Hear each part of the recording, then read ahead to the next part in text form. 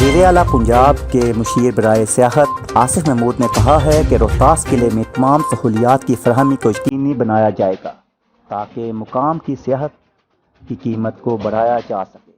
یہ بات انہوں نے ضلع جہلم کے دورہ کے موقع پر قلعہ روہتاس میں ڈپٹی کمشنر راؤ پرویز اختر کے ہمراہ اجلاس کی صدارت کرتے ہوئے کہی۔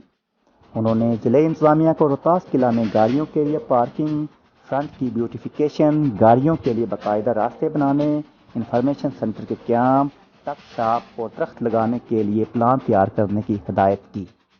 انہوں نے کہا کہ قلعہ روہتاس کی بحالی کا کام جاری ہے، جس کا مقصد ملک و بیرون ملک سے زیادہ سیاحوں کو راغب کرنا ہے۔ قلعہ ایک منفرد تاریخی اثاثہ کے طور پر کھڑا ہے، ملک اور پوری دنیا کے سیاحوں اور آثار قدیمہ کے ماہرین کو راغب کرتا ہے۔ مشیر سیاحت نے تاریخی مقام پر سیاحوں کے لیے سہولیات فراہم کرنے کی ہدایات جاری کی۔ قلعہ روہتاس اقوام متحدہ کی تنظیم یونیسکو کے ذریعے عالمی ثقافتی ورثہ قرار دیا گیا ہے۔